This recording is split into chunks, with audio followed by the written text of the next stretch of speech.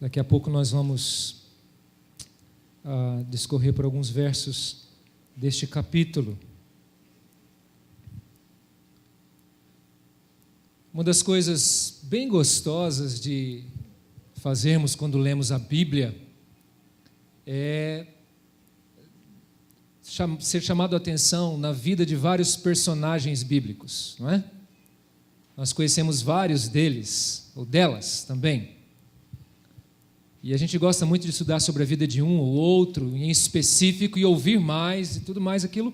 Mas tem alguns personagens também da Bíblia que nós nos identificamos com eles, né? Alguns se acham mais parecidos, por exemplo, com Pedro, porque é mais, assim, talvez explosivo, né? Qualquer coisa sai cortando a orelha dos outros por aí, fora e tal. Outros já são talvez mais pacatos, né? E se identificam com outros personagens. Algumas irmãs se identificam com Débora, né? Uma juíza. E toda a postura que ela tomou, e os irmãos sabem bem na época dos juízes. Outros se identificam com outros personagens, com João, quem sabe, né? E tantos outros que nós conhecemos nas Escrituras. Qual é o seu preferido? Qual é aquele personagem bíblico que você se identifica mais? O nosso propósito aqui hoje, irmãos, então, é destacarmos um deles. E este personagem bíblico, e aqui então é um sermão biográfico, né, bibliográfico, que nós queremos compartilhar com os irmãos. Esse personagem, ele teve uma importância, e tem uma importância muito grande no Novo Testamento. Depois de Jesus, podemos dizer que ele exerceu uma influência muito grande sobre a igreja. E eu estou falando de Paulo. Nós gostamos de ler sobre a vida desse homem. Mas, quando a gente fala de Paulo, parece que os nossos olhos crescem. Puxa, que homem! Não é? De Deus! Como eu gostaria de ser como Paulo. Quantos de vocês já pensaram assim? Quantos de nós já pensamos assim? Mas olha, irmãos, ele nem sempre foi assim como nós o conhecemos. Você sabe como foi esse homem sem Jesus na sua vida? Você já parou para estudar e ver um pouquinho sobre quem era o apóstolo Paulo? Como foi a trajetória dele? Coisas que ele mesmo fala dele mesmo. Podemos dizer que Paulo foi um aço forjado no fogo. Isso é o que nos ensina muito, porque nós também somos assim. E o Senhor vai forjar a nossa vida para que nós possamos ser instrumentos nas suas mãos. Alguém, um autor, um escritor que disse que ele nunca viu um homem de Deus ser usado pelo Senhor sem antes ser extremamente machucado por Ele. Isso parece ser muito forte, irmãos, mas é fato. Todo homem de Deus, ou mulher de Deus, antes passou por esse fogo purificador na sua vida. E esse homem chamado Paulo não é diferente. Se nós pudéssemos ver a pintura, ou dessemos na mão de um pintor, um pincel e a tinta óleo, certamente o quadro que seria pintado sobre a vida de Paulo antes de Jesus seria um quadro que nenhum de nós queríamos colocar em nossas paredes. Com certeza não seria. Sabe por quê, irmãos? Porque o primeiro esboço da vida de Paulo, que a princípio chamava-se Saulo de Tarso, é caracterizado por duas palavras. Primeira, brutal, e segunda, sangrento. Já pensou isso? Veja bem que característica sobre a vida desse homem.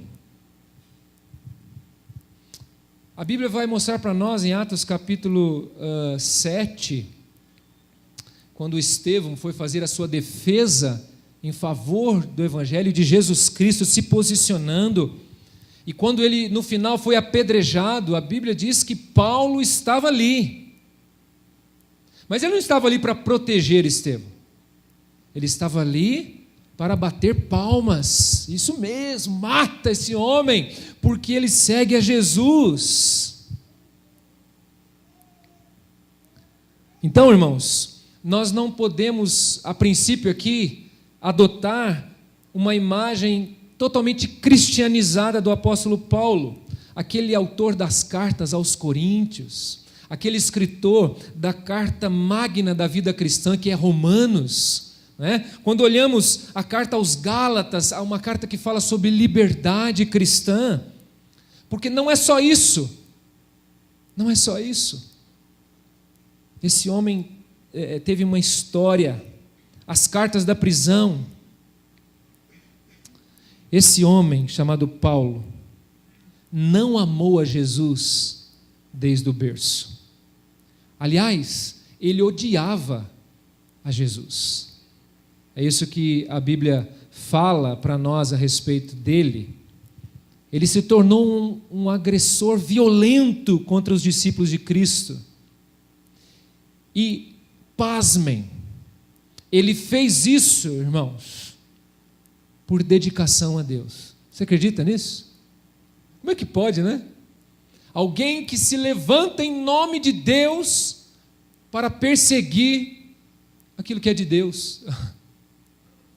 Há muitos que têm zelo por Deus, mas equivocadamente. Estão errados.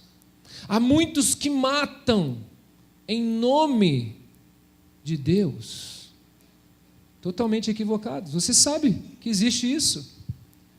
Tanto terrorismo por aí, meus irmãos, em nome de uma divindade. Equivocadamente. Assim era Paulo, por dedicação a Deus.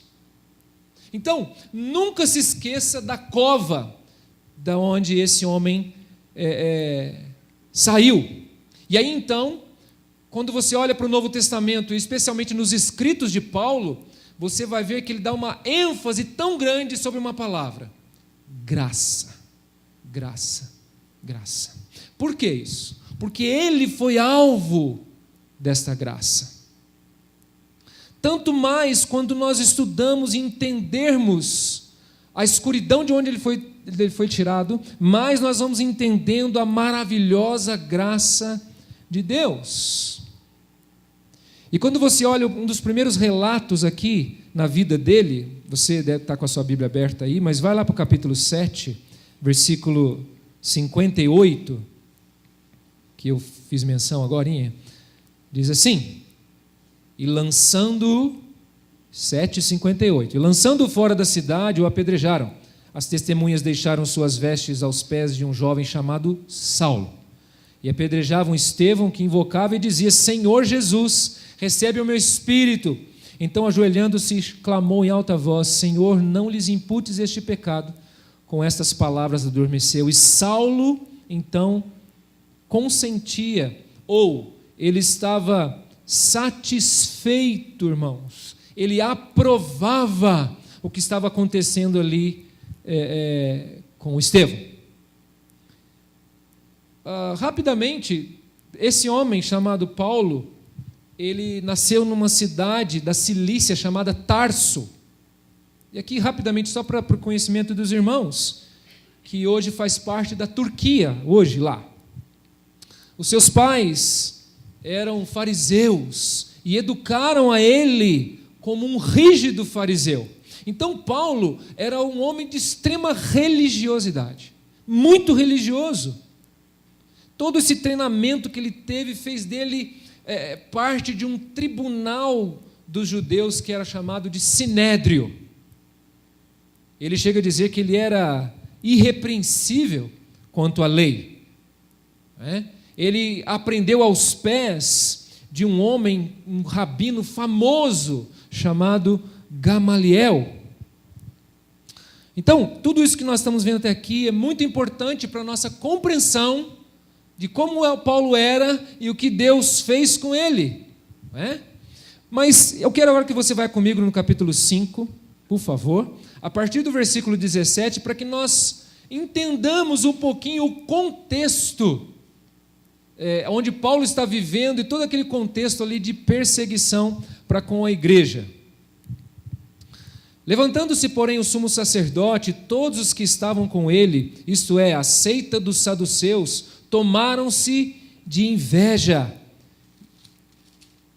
Prenderam os apóstolos e os recolheram à prisão pública. Mas de noite um anjo do Senhor abriu as portas do cárcere e, conduzindo-os para fora, lhes disse: Ide e apresentando-vos no templo, dizei ao povo todas as palavras desta vida.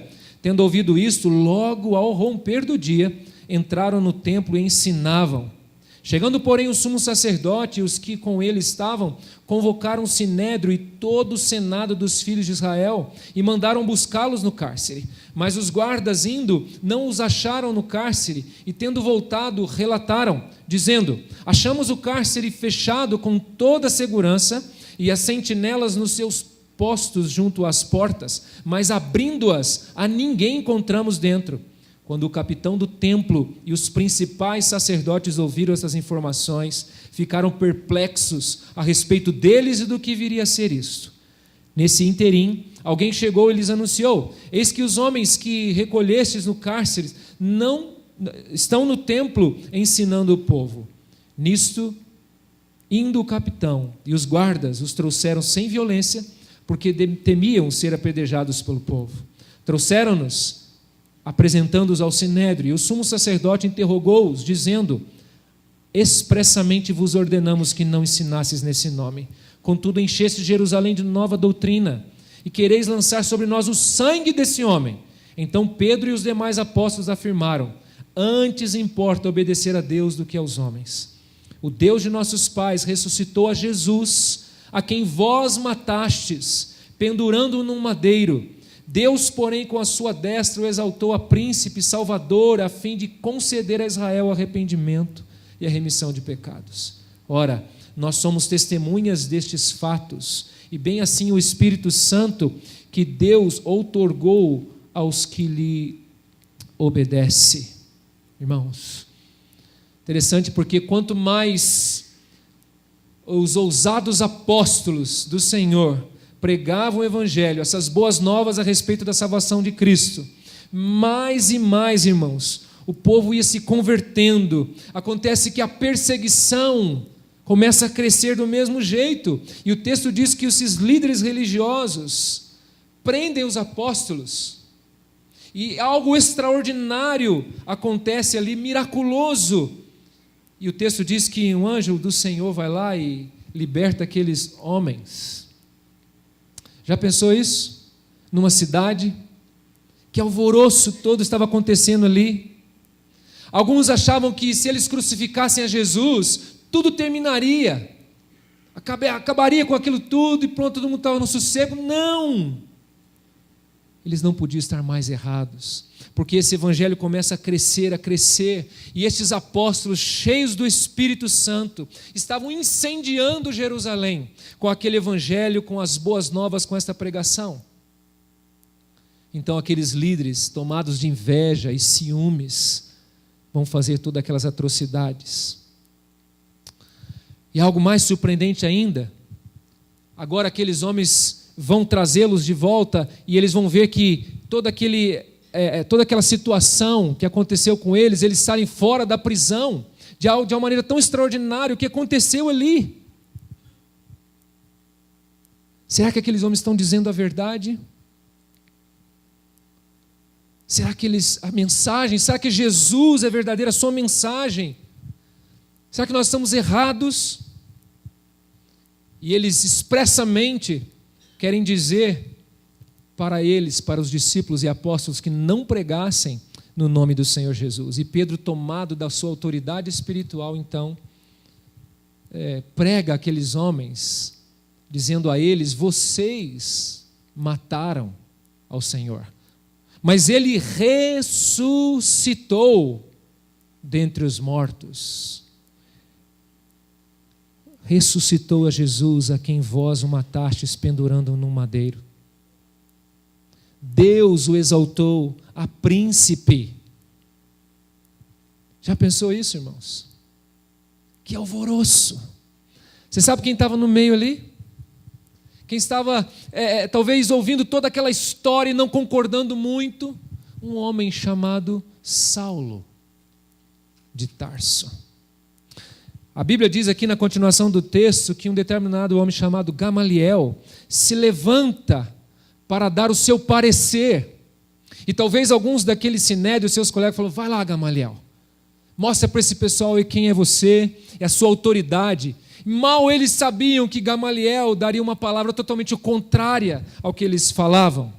Eles, porém, ouvindo, e se enfureceram e queriam matá-los, mas levantando-se no sinédrio, eu estou lendo o versículo 34, um fariseu chamado Gamaliel, mestre da lei, acatado por todo o povo, mandou retirar os homens por um pouco e lhes disse: israelitas, atentai bem no que ides fazer a estes homens, porque antes desses dias se levantou Teudas, insinuando ser ele alguma coisa, ao qual se agregaram cerca de 400 homens, mas ele foi morto, e todos quantos lhe prestavam obediência se dispersaram e deram em nada.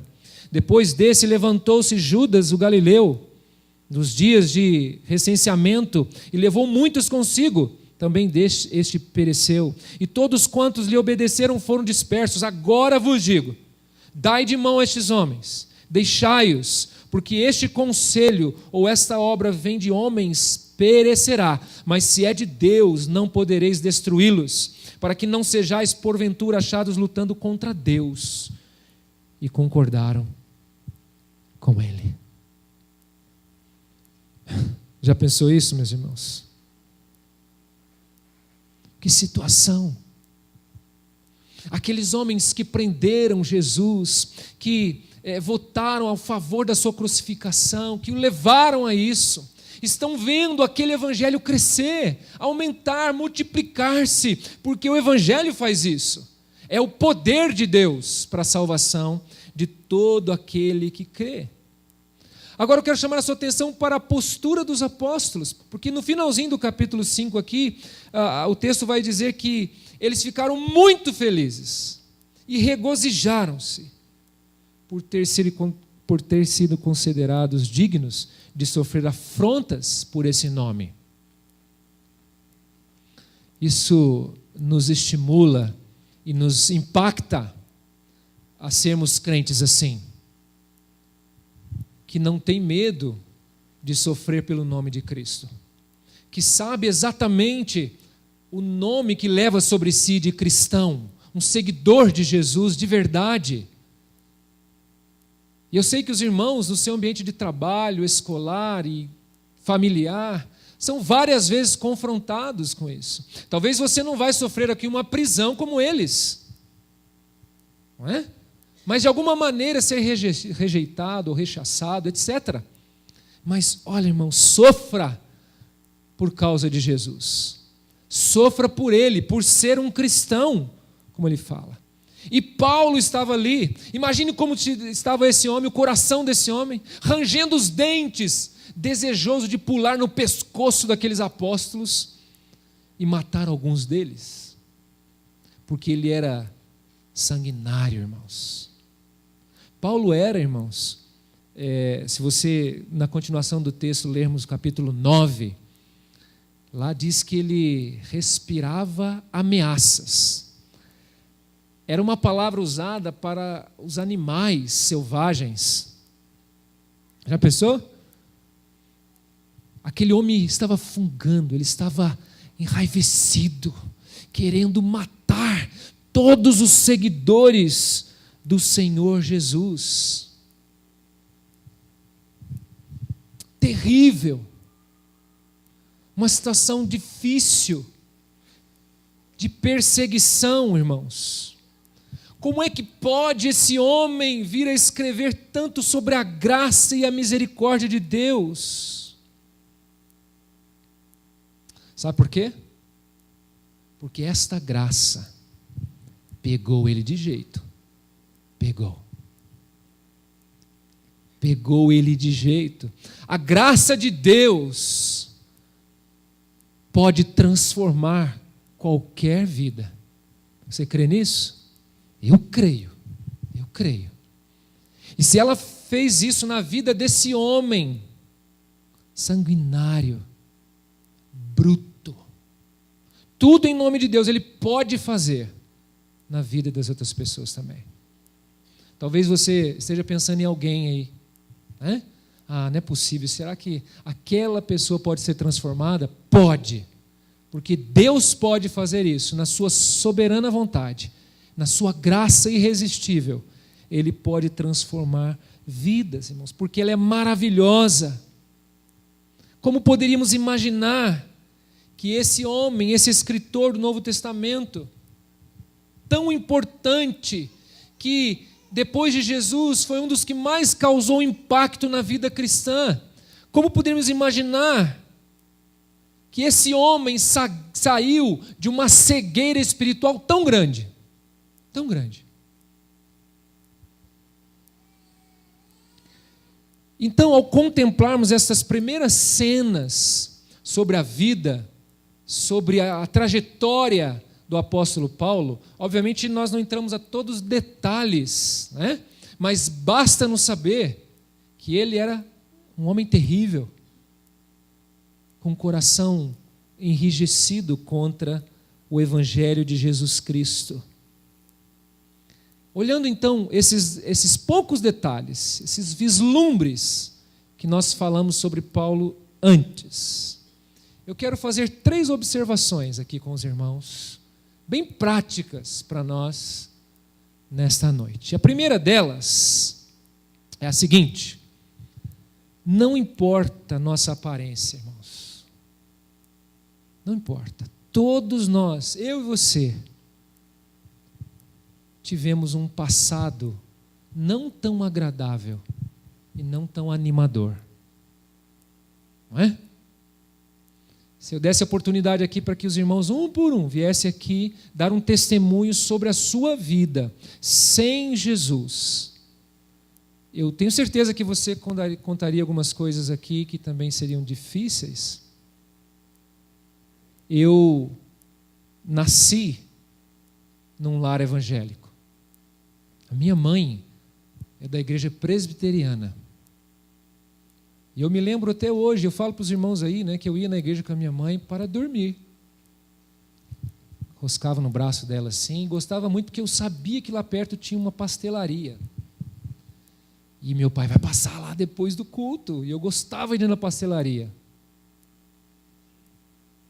E não deu outra, irmãos. Em determinado tempo eu sumi.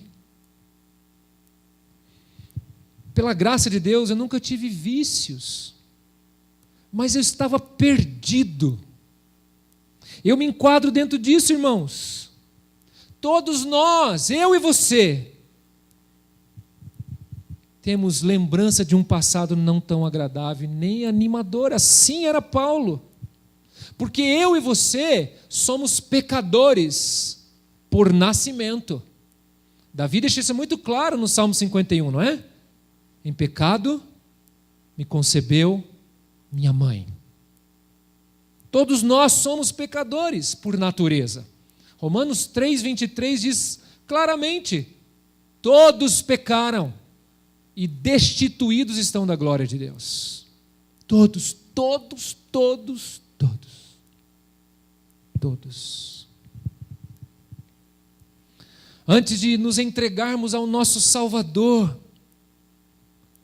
essa era a vida que nós vivíamos. Na verdade, não era vida. Paulo chama ela de morte, não é? Lá em Efésios capítulo 2, ele diz que sem Cristo nós estamos mortos. Aquelas pessoas que estão sem Jesus estão mortas. Quem está escrevendo isso, irmãos? Paulo. Porque ele está falando da vida dele.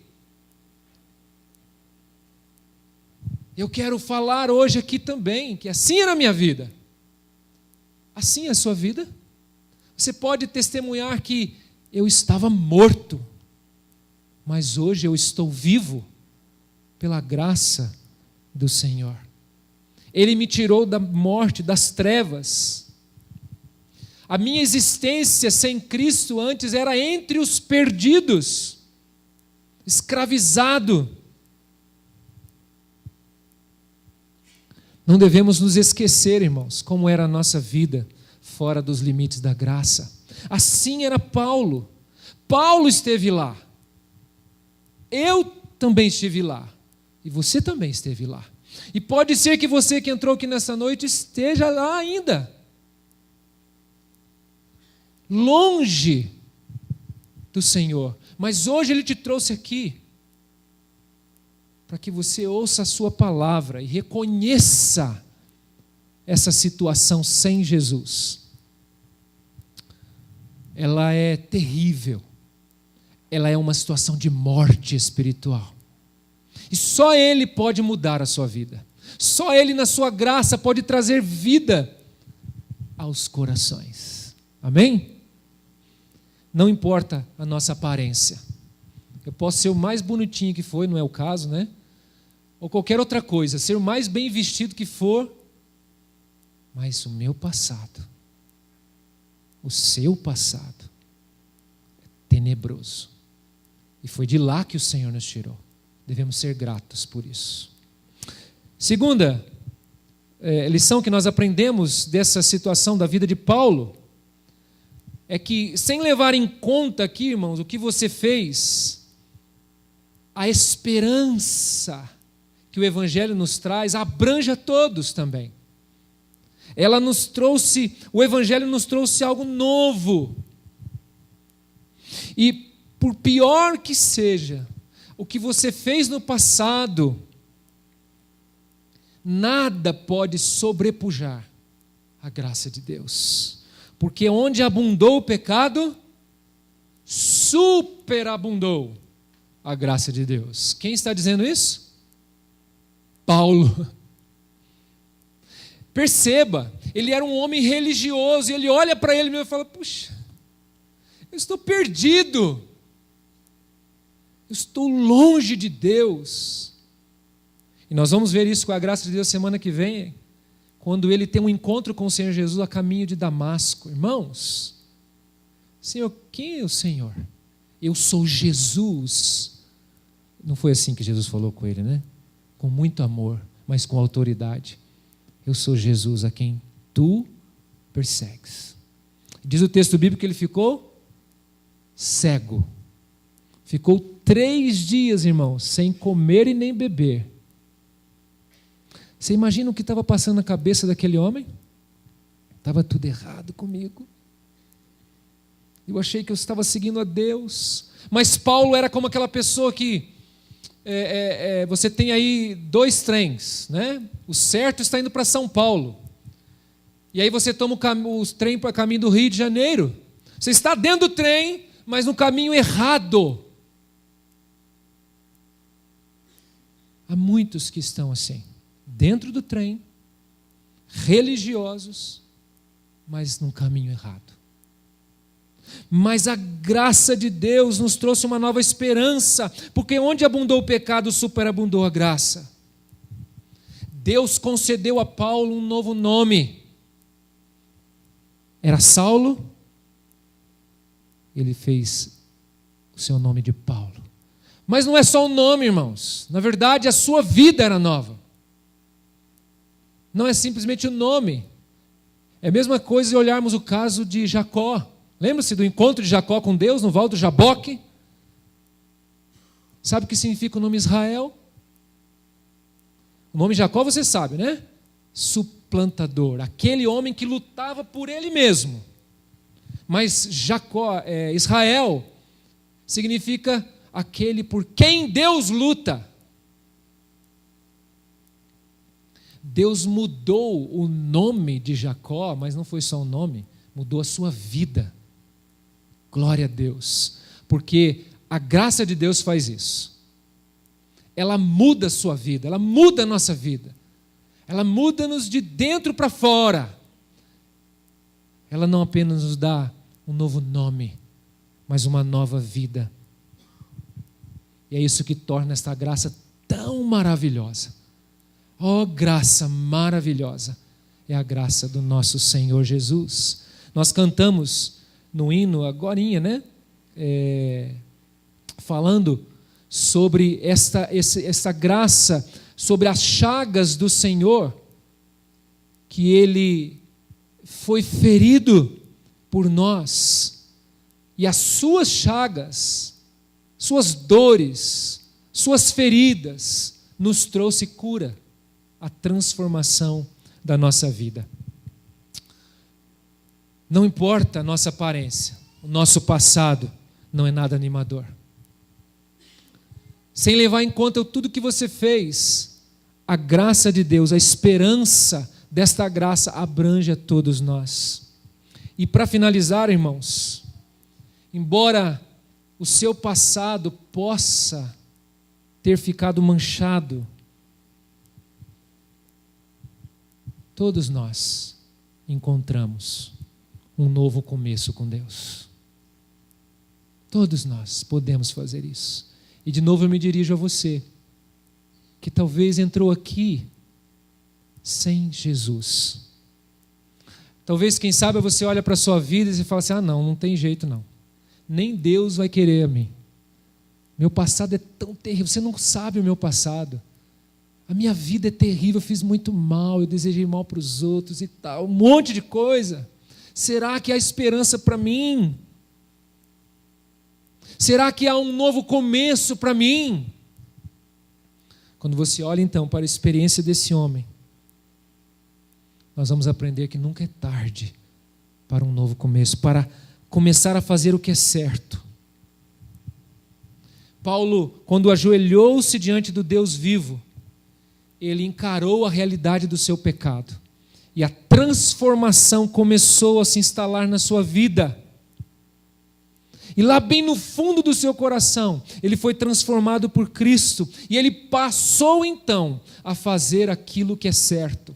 Por isso, irmãos, que ele escreve tanto sobre quando você entregou a sua vida a Cristo, então a sua prática muda. Entendeu? Se você abre a sua boca e fala assim, Jesus é o meu Senhor, e vive outras coisas que são diferentes dessa declaração, então, o apóstolo João, nas suas cartas, diz, você está mentindo para você mesmo e para os outros. Porque quando a graça me alcança, não é que eu passo a ser alguém perfeito, mas alguém transformado, perdoado e transformado. Eu passo a desejar e a buscar a fazer aquilo que é certo. E não tenho mais prazer naquilo que é errado, contrário às Escrituras. Então, pare de ficar se concentrando naquilo que você costumava ser. Porque em Cristo, os pecados são perdoados. A vida é nova. A vergonha desaparece. A graça de Deus nos concede asas para que nós possamos então voar bem longe, bem alto, e sairmos daquela cova profunda e escura que você vivia acorrentado. Pastor, mas eu sou uma nova criatura. Louve ao Senhor por isso. Louve ao Senhor. E hoje aqui, irmãos, obviamente não é só hoje, irmãos, mas é que é comemorado, né? A Páscoa, a paixão de Cristo. Nós somos nova criatura por causa dessa maravilhosa agir de Deus na nossa vida e a ressurreição, a morte e ressurreição de Cristo que nos tornou novas pessoas. Nós devemos louvar ao Senhor porque isso é graça. Não pense você que por si só, você iria preferir a Deus, porque não iria. Paulo escreve aos Romanos dizendo que não há quem busque a Deus, não há quem entenda, não há quem faça o bem. A graça de Deus, a sua graça foi que alcançou. E se ela fez isso, mais uma vez dizendo, na vida desse homem, ela pode fazer na sua também. Ela pode transformar vasos quebrados, totalmente estraçalhados, em pessoas totalmente novas, com um novo nome, uma nova atitude, uma nova mentalidade, uma nova direção, uma caminhada totalmente diferente. Amém? Quero orar com você. Feche os seus olhos. Você se sente acorrentado ainda? Talvez alguém aqui no nosso meio. Quando você olha para dentro de si mesmo, com toda sinceridade, você se sente alguém acorrentado, aprisionado. Eu quero dizer que a graça de Deus pode mudar essa circunstância. E não sou eu, não é a minha persuasão, nada, mas é tão somente o poder desta graça, de Deus na sua vida e agora, pode fazer de você um novo homem, uma nova mulher. Se há alguém aqui no nosso meio, cujo coração está sendo tocado pelo Espírito Santo de Deus, você precisa entregar a sua vida a Cristo agora. Você precisa, num ato de fé e arrependimento e fé, dizer: Senhor, eu estou aqui. Senhor, eu nem entendi muito por que eu vim aqui hoje. Deus, mas eu quero entregar a minha vida ao Senhor. Faça esta oração, se você ainda não entregou a sua vida a Cristo. Mas o meu passado é tão obscuro. Mas a vida de Paulo nos exemplifica o que Deus pode fazer. Entregue a sua vida a Cristo se você não fez isso ainda. E você, meu irmão e minha irmã, que já é alguém que foi mudado por o poder desta graça, rogue ao Senhor que o Espírito Santo de Deus te ajude a viver à altura desta vocação. Peça a Ele: Senhor, me ajuda. Nós não somos perfeitos, somos perdoados. Dá-me o teu poder espiritual para viver a vida cristã. Faça essa oração, jovem, adolescente, você que está aqui. Peça ao Senhor que tire da sua vida todas aquelas coisas que atrapalham você de servir melhor ao Senhor. E que Ele acrescente à sua vida tudo o que Ele tem para você.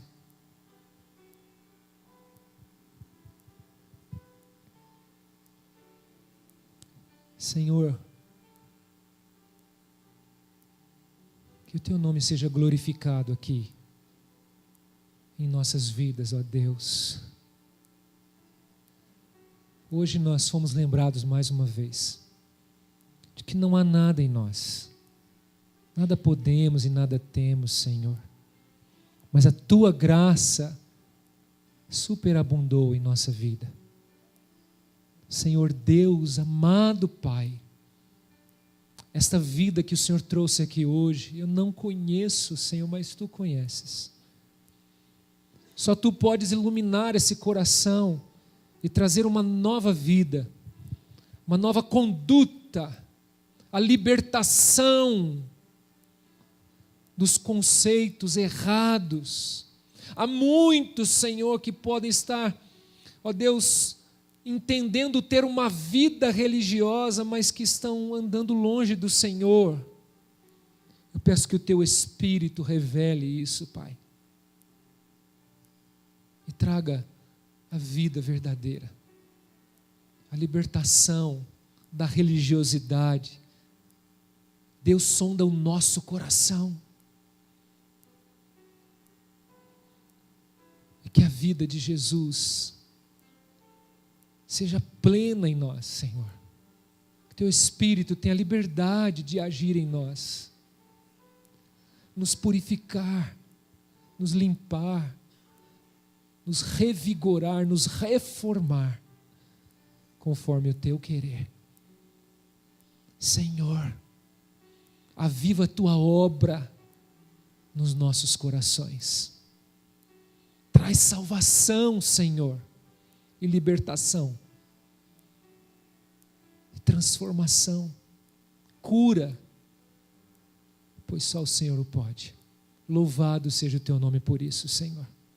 E eu te peço, Pai, que vidas aqui sejam libertas, no nome de Jesus, no nome de Jesus. Derrama a tua graça, Senhor, derrama a tua graça irresistível sobre o teu povo, sobre cada vida aqui, neste lugar, no nome de Jesus. Amém, amém.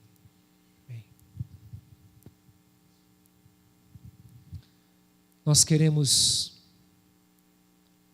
agradecer